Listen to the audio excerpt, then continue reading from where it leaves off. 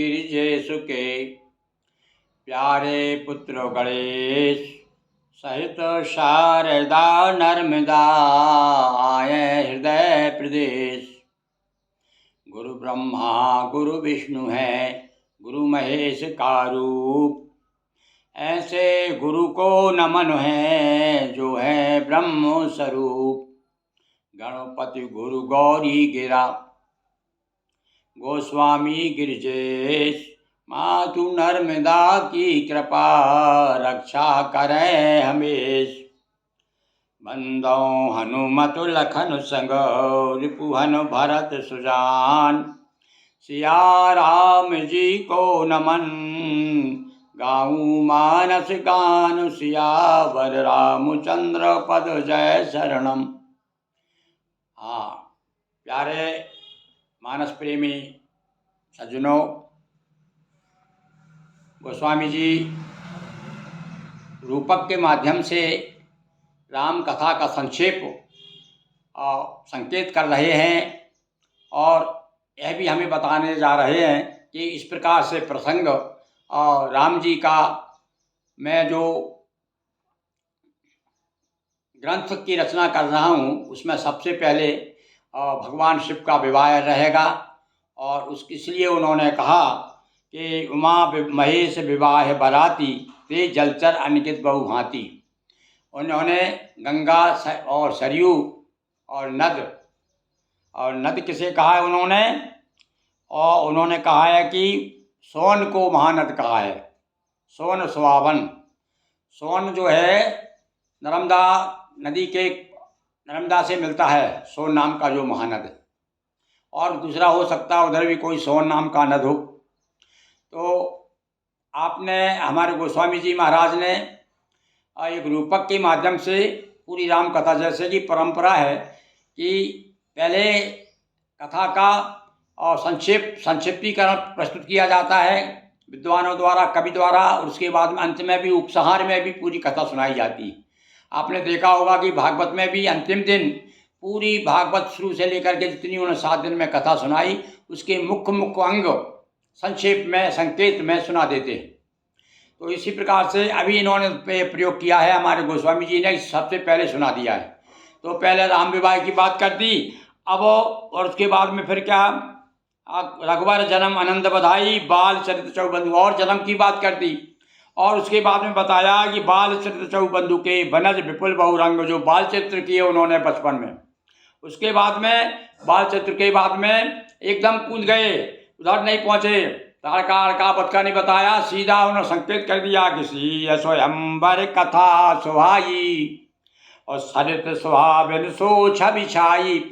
जो सरिता का मैंने रूप बताया आपको, जो सरिता है ये नदी है, कौन सी नदी, गंगा सरयू कथा रूपी रामचरित्र रूपी जो गंगा है, इसकी छवि क्या है, इसमें छवि जो है सीता जी का स्वयंवर ही और इसकी छवि है। क्योंकि वहाँ तो भैया सौंदर्य बिखर रहा था सीता जी का।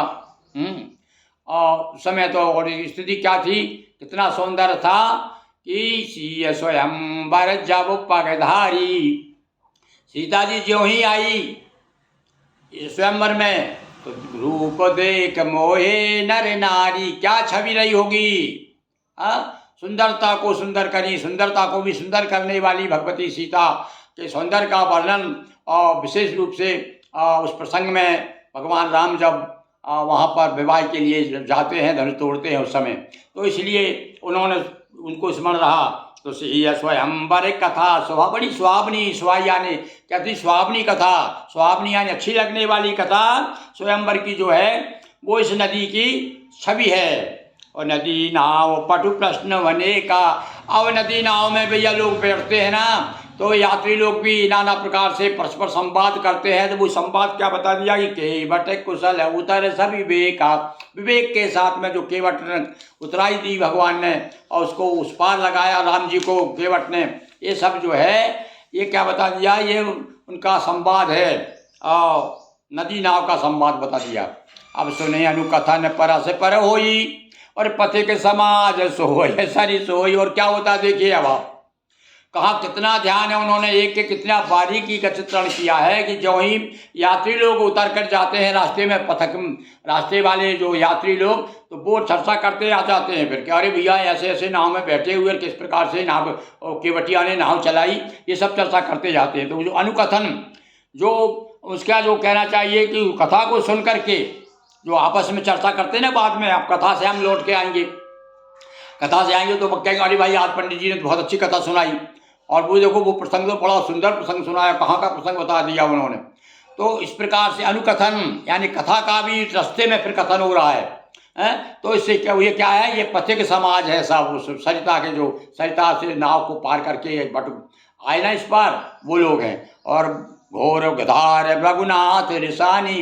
अब पूछा भैया इसकी धारा, धारा क्या है इस नदी की, ये राम कथा रूपी नदी की? बोले परशुराम जी का जो क्रोध ही, और अब देखो क्रोध का कैसा मानवीकरण, प्रकृतिकरण किया है उन्होंने, प्रकृति से लिया है क्रोध को।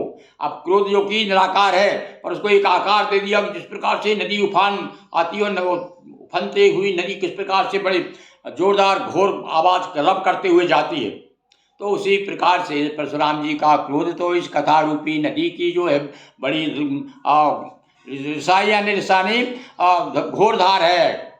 और घाट सुबुद्ध राम बरवानी। और भैया अब धारा तो धार है तो फिर घाट भी होना चाहिए, बिना घाट के तो धार चलती नहीं है। नहीं, दो पाटन के बीच में धार चल जाती है।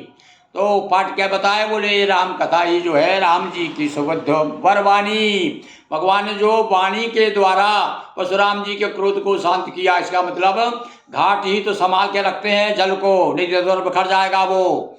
तो इसलिए मतलब परशुराम जी को रास्ते पे लाने के लिए, धार की तरह बहाने के लिए राम जी की वाणी ही घाट है। सानुज राम विवाह उछाऊ। और यदि राम विवाह शुरू किया था उन्होंने भाई, अब आ गए राम जी के विवाह पे। कहाँ से? शिव जी के विवाह से। शिव जी के विवाह बताएंगे, शिव जी के जो विवाह की जो बाराती है वो क्या है, जलचर है, ऐसा बताया उन्होंने। अब यहाँ उनको ध्यान क्या आया, ये जो भाई सानुज राम यानी भाइयों सहित, तो छोटे भाई जितने उनके सहित राम जी का विवाह हुआ ना, वो क्या है, सो वह उमंग है, सो का सब काऊ, वो उमंग है उसमें, जो लहरें हैं जो आ रही है, नदी जो उमड़ती है ना, वो सब क्या है, प्रसन्नता का वो उछाए है राम जी के विवाह का। और कहते सुनाते हरे सही पुल काई। और कथा में जो सुनते हैं ना, कहते सुनते हैं वही पुलक है, रोमांच हो जाते हैं। तो इस प्रकार से राम जी के दर्शन करके राम के विवाह में लोग पुलकित हुआ करते थे। ऐसे ये राम कथा रूपी जो प्रसंग है, इसमें भी जो लोग सुनते हैं कथा को और जो कहते हैं वो रोमांचित हो जाते हैं। राम तिलक हित मंगल साजा, परब जोग जन जुरे समाजा। और भैया राज तिलक के लिए जो मंगल सा सजाया गया था ना, वह समय नदी पर यात्रियों के समूह इकट्ठे हुए हैं। देखो अब राज तिलक के समय लोग इकट्ठे हो जाते कि नहीं, तो ऐसे बताया भैया यहाँ भी लोग जो है उस पार जाने के लिए नदी के किनारे इकट्ठे हो जाते हैं, उस पार जाना उनको। तो उसकी रूपक बताया कि ये जो है जिस प्रकार से राज तिलक के समय लोग इकट्ठे हो जाते हैं, उसी प्रकार से ये जो नदी, जिस नदी का मैं जो रूप दिया है, ये सरयू गंगा जो बताया, नद बताया, मिले हुए, इन सब का क्या है, ये सब लोग ऐसे लग रहा है जैसे लोग जुड़ जाते हैं इसी प्रकार से। और इसमें भैया अब नदी है तो नदी में कहीं कहीं काई भी पड़ जाती है। आपने देखा होगा पानी के ऊपर जो हरी हरी जो चोई जिसे कहते हैं हम लोग, काई कहते हैं, चोई कहते हैं। तो वो काई क्या बताया, बोले हाँ जो रंग में भंग डालने के लिए नदी के जल को जो है थोड़ा सा जल को जो है दूषित करने के लिए जो कोई होती है, चोई होती है ना, काई होती है ना, तो इसी प्रकार से कहीं को काई बताई। काई की जो मति है उसकी बुद्धि, उस बुद्धि ने इस राम कथा रूपी जो सरिता है ना, उसमें काई का काम किया है। बड़ा गजब का भैया, पूरा यानी मैं समझ रहा हूँ कि शायद ऐसा रूपक तो संसार में, और संसार में क्या अभी तक तो भैया हमने अपने जीवन काल में बहुत से संस्कृत के ग्रंथ भी कालिदास वगैरह वगैरह के पढ़े, पर इस प्रकार से जो रूपक बांधा गया है वह आपको अन्यत्र नहीं मिलेगा। और कहीं ऐसा रूपक हो तो आप लोग भी कृपा करके हमें बताने की कृपा करें, ताकि हम भी आनंद ले सकें। देखो और भी किन किन कवियों ने इस प्रकार का रूपक बांधा है। अकाई कुमत के कई केरी और परिजासु फल विपत्ति घनेरी। जो विपत्ति है इसके कारण विपत्ति आई, और समन अमित उत्पात सब भरत चरित जप जाग। हाँ, अब सारे उत्पातों को दूर करने के लिए और भरत का जो जप जाग है, जप रूपी यज्ञ है, उत्पातों, ये देखो अब यज्ञ काय के लिए किया जाता है, उपद्रव दूर हो, यज्ञों से उपद्रव दूर होते हैं, जप जाग से, पूजन से, भजन से सारे उपद्रव शांत हो जाते हैं। वही उपद्रव क्या है, ये तीन ताप हैं, बार बार वही बात तो कहेंगे हम। तो कली अग खलयब गुण कथन ते जल मल बक काग। और भैया कलयुग के पाप और दुष्टों के अवगुणों का जो वर्णन है, इस नदी के जल का कीचड़ और ये बगुले कौए जो है, ये सब वो बता दिए उनको, बगुले कौए कीचड़ ईचड़ जो है और सब क्या है, ये अवगुण का जो कथन बताया, कलयुग का वर्णन किया आगे जा करके अंत में है। इस प्रकार से अभी तो चलता रहेगा भाई, अभी तो जो है अब नदी का वर्णन अभी आगामी दोहे में भी आगे हम वर्णन करेंगे। अभी एक तो दो दोहे तो हो गए, दो दोहे में रूपक चल रहा है वहाँ से कि भैया ये मानस और सरयू जो है, मानस मूल कहा सरयू के लिए कि मानस मूल है, और इसमें एक बड़ा नद सोन नाम का नद मिल गया है, और फिर उसमें रामचरित रूपी गंगा मिल गई। तो इस प्रकार से जल का प्रभाव है, फिर वो नदी है, नदी को वो लोग पार कर रहे हैं, उसमें आपस में बात करते हैं, और उस पार जाने के बाद लोग इकट्ठे होते हैं नदी के किनारे, उसका वर्णन किया। मतलब पूरी राम कथा को संक्षेप में उस रूपक के माध्यम से हमारे गोस्वामी जी ने प्रस्तुत कर दिया है।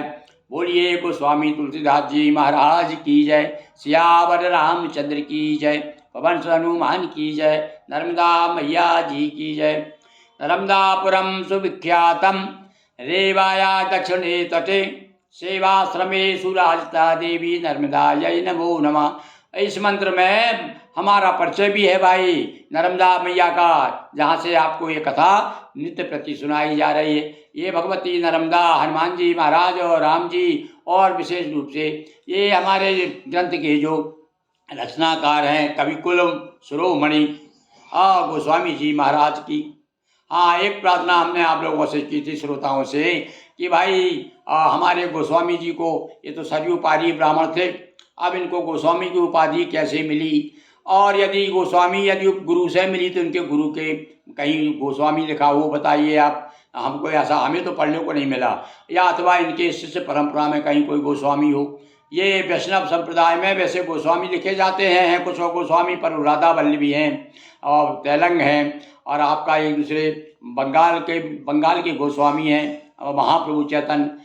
किंतु इस परंपरा में, जिस परंपरा में इनके जो नामावली आती है, उसमें कहीं अन्य गोस्वामी, और भी इनके जो गुरु महाराज, उनके और भी कई शिष्य थे, उन्हें कहीं गोस्वामी नहीं लिखा जाता।